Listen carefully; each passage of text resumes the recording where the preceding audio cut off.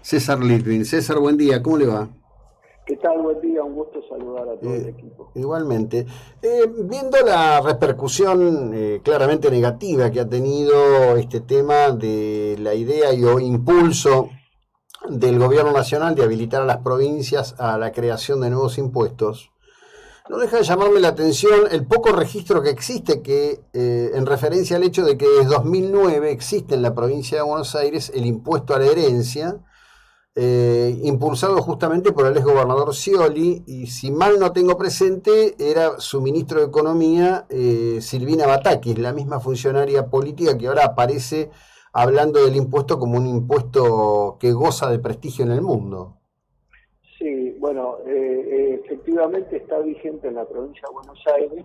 La vigencia fue suspendida por un año y tiene vigencia desde el 1 de enero del 2011.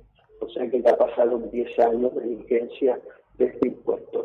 Es cierto que goza de buen prestigio este impuesto porque es equitativo, pero lo que no dice el gobierno es que este impuesto es incompatible con un impuesto patrimonial como en la Argentina tenemos de bienes personales. Los países eligen uno u otro, pero no los dos. En la Argentina ya tenemos bienes personales y en las próximas horas va a tener un aumento exorbitante de las alícuotas, tan exorbitantes que puede generar conflictividad en algunos casos. Pero lo criticable es que convivan en el mismo lecho los dos impuestos que gravan los mismos bienes. Y eso genera una superposición de impuestos porque todos los años se paga bienes personales y cuando se transmite ese bien gratuitamente se va a volver a pagar un impuesto sobre donaciones, herencias, legados, anticipos de herencia. Entonces, yo creo que hay que elegir entre uno y otro y no los dos. Por eso tiene tanta crítica de la doctrina. En el mundo existen 33 países que la aplican, 33, entre ellos Estados Unidos, pero ninguno de los 33 tiene impuestos patrimoniales que convivan con este tipo de impuestos, porque se produce, como dije, esa superposición de impuestos y está más cerca de generar una confiscatoriedad los impuestos que pagan estos bienes que pueden producir una renta limitada. Claro. Ahora, en este escenario, ¿no? Con este impuesto a la riqueza y esta cuestión, me da la impresión que esto va a terminar jurídicamente de modo controversial.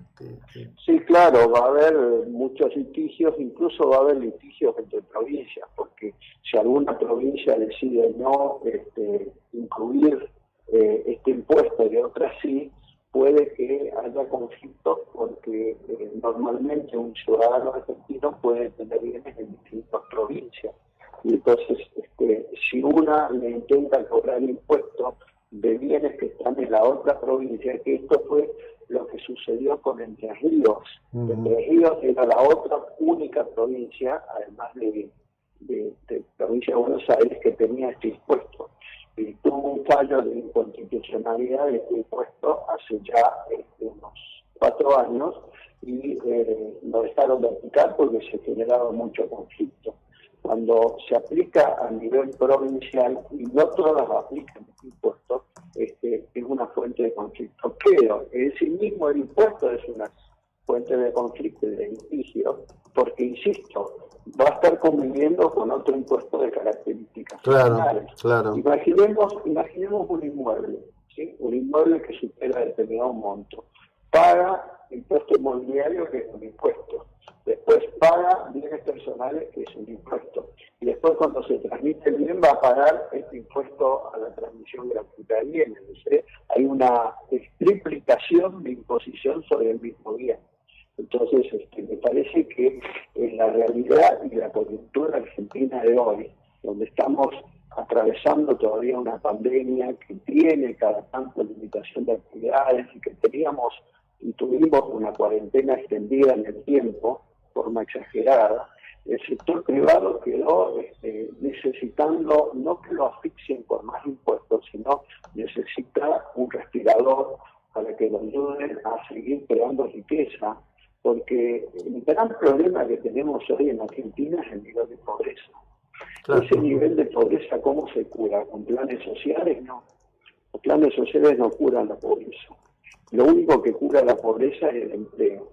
¿Y de dónde viene el empleo? El empleo viene de la inversión. ¿Y quiénes son los que invierten? Los que tienen capacidad de generar riqueza. Si a esta gente que tiene capacidad de generar riqueza le cobramos impuestos hasta el límite del despojo, sí, claro, no se van a quedar a vivir en la Argentina y a invertir en la Argentina y a consumir en Argentina. Y ese es el fenómeno que se ha producido en los últimos 2 años, que mucha gente pidió la residencia tributaria en Uruguay y se fue a vivir a Uruguay. ¿Por qué Uruguay?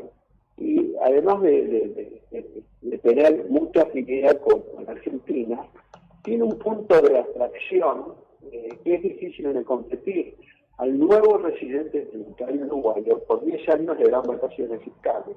Entonces, también tenemos que tener en cuenta la competitividad que existe hoy en los países para atraer inversiones, porque, insisto, la pandemia se ha llevado puesto a muchas empresas del sector privado y eso ha generado una pérdida de empleo y eso ha generado que aumente la pobreza y que aumente el trabajo informal. Entonces, claro, me parece que este tipo de impuestos va por el camino equivocado, va por el camino errado de seguir creando más impuestos y sacándole más carga fiscal al sector privado que necesita recomponer su masa muscular. Bien, ahora, 2 cosas. En provincia de Buenos Aires, en 2009, entonces, Scioli impone, con el voto de la legislatura de aquel momento, el impuesto a la herencia. En 2017, en la provincia de Entre Ríos, el Colegio de Escribanos de la provincia presentó una acción de inconstitucionalidad contra el gobierno de la provincia de Entre Ríos. Esto se promovió en el Juzgado Civil y Comercial número 4 de Paraná. En ese momento el juez Eduardo Federico Planas declaró la inconstitucionalidad. ¿Eso quedó firme en Entre Ríos? Sí, la Cámara la ratificó, quedó firme y con posterioridad Entre Ríos derogó ese impuesto. Bien, ahora, eso no derramó sobre Buenos Aires. En Buenos Aires no pasó nada. No, en Buenos Aires no pasó nada y tampoco tiene una recaudación significativa esto. Ajá, bien. Bueno, es muy bueno poder ir teniendo un panorama porque la verdad que crea una gran incertidumbre, una gran incomodidad en los vecinos en general. Le agradezco enormemente, César, como siempre, que nos ilustre sobre estos temas. Un gusto, que tengan buena jornada. Bueno, César Litvin, CEO de Lisicki, Litvin y Asociados.